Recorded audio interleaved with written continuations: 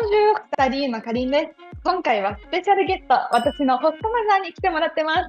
前代未聞の特別企画、ホストファミリー大解放。私が昔お世話になっていたホストマザーとホームステイのあれこれを語り尽くします。今日はこれらの質問をお伺いしていきます。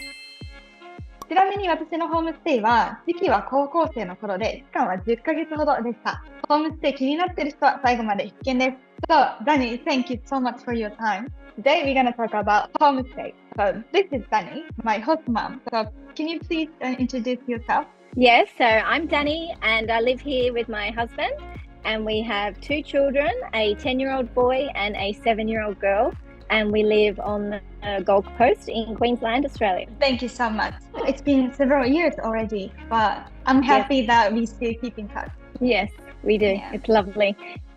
So I'm gonna start asking about your accommodation. Is this where you live? Yes. So we live on the Gold Coast in our family home. And in the past, when you stayed with us, for instance, we had 2 rooms and we had 2 students at the same time join our family. But now, since my children are older and they want separate rooms, we have 1 less room. So we only host 1 student now. Didn't know. Yeah. So that only happened last year because the boy is 10 and he has different things to the girls and they want their own room. Right. You already told me your family structure. So there is you, host mother, host father, 1 brother, and 1 sister. So then when you're hosting someone, the student is welcome to play with kids? Yes, definitely. So in our family, we have a rule so that if our host sister wants to play and interact with the children, she will keep her bedroom door open. And if she wants some privacy, she will close her door. And then the children know that she wants some privacy and not to disturb her. Okay, makes sense. For instance, Mana, our student at the moment, our host sister, she's been doing a lot of paper origami overnight with my daughter. Oh, that's so sweet. It's wonderful. Yes, we love it. Wonderful. I would like to ask about some impressions of Japanese students. Well, we haven't hosted any boys. We generally host girls. That's just been the way that the school has hosted us. Our family seems to do well with girls, and we love having Japanese students because they are very respectful and they follow curfew rules, so they don't stay out past their allowed time and I don't have to chase after them.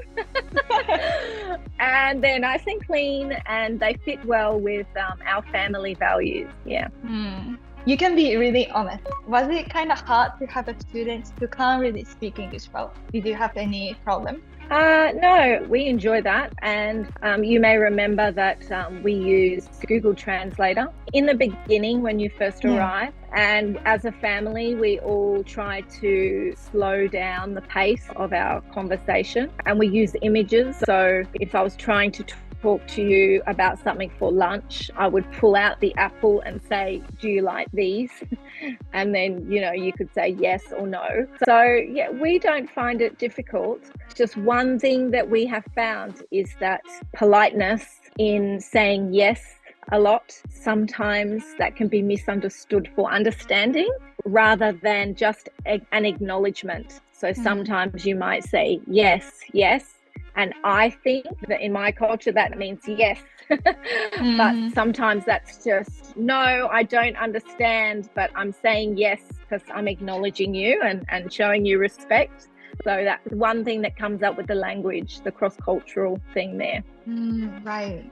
I want to ask about some questions about being a host family as well. I think you've been hosting some students for quite a long time. For how long have you hosted foreign students? And how many students so far? This would be our 10th year.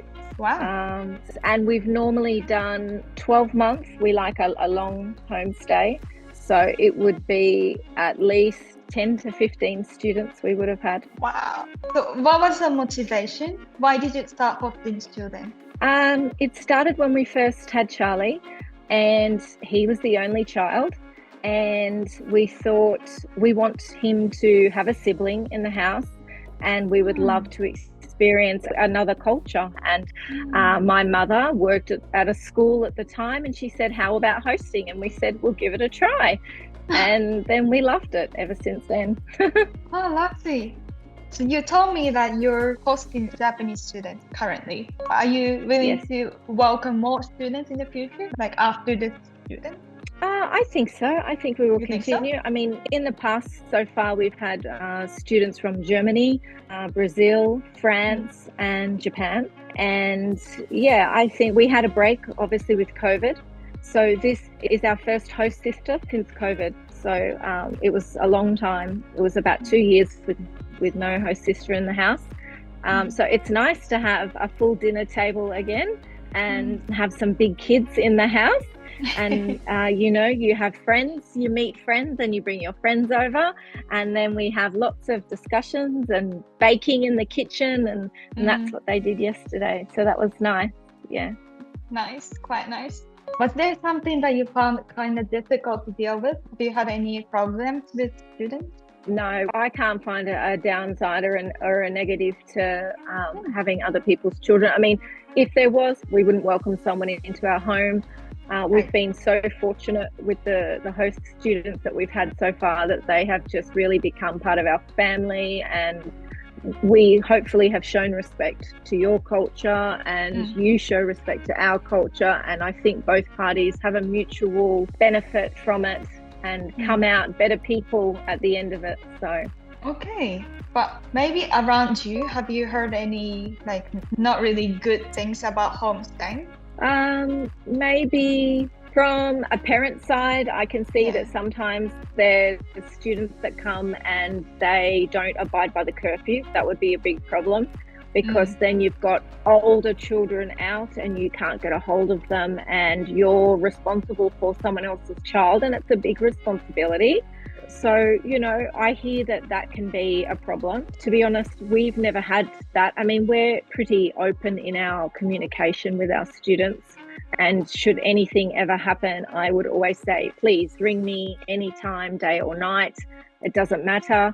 But maybe that's a relationship. If you don't have that relationship with your host family, you may not have that going on. So I think that could be, and maybe from a host side with students in mind, maybe the hosts aren't doing it for the right reason, or they haven't set up appropriate accommodations, things like that. Maybe that might be a concern, but I mean, where we live is a pretty strong area, so I haven't heard of that sort of thing in our community or in our school. Right. I feel like it's all about communication. Yes.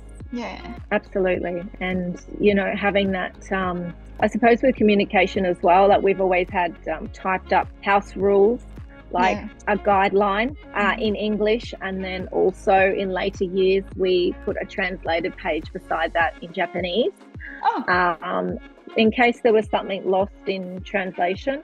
And that's really been helpful. Just with respect to showers, we live in a country that's in drought. Yeah. So sometimes maybe there might be lots of girls with beautiful long hair that need to have 2-hour showers. And in Australia, we don't have a lot of water. So we can't do that, where we all have to have shorter showers for the planet. Right. So, but those sort of things, they really help, because then no one's doing something unintentionally and keeps communication open. All right. Living with Japanese people, have you noticed any cultural differences or experienced any culture shock? Oh, maybe the time, just in Australia, as in we're all early risers. So we're up at 5 a.m, we're going to the beach, and then the children come home and then they're showered and in bed by 7:30. And then sometimes, because Japanese or other cultures as well, but not so much in Australia because we're up so early, but perhaps some of our Japanese students stay up late and then they want to have a shower at 11 o'clock at night because that's normal. And sometimes that can, that could be a bit of a culture difference there. But most of the people that we have really embrace the food. So there's been nothing really different there. Okay, Yeah. let's move on to the next question. From the perspective of a host family, do you have any advice or favor for those who are planning to do a homestay?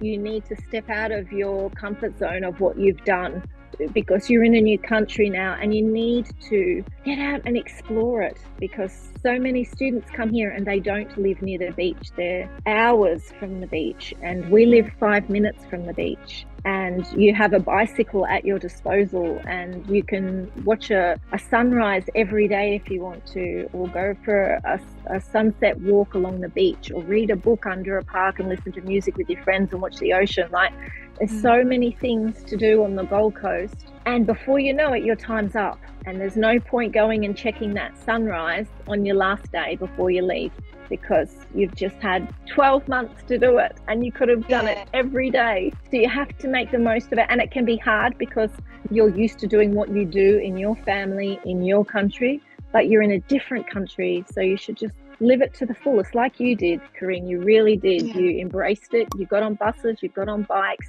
you joined groups, you went to the different areas of the Gold Coast up and down by yourself like a trooper.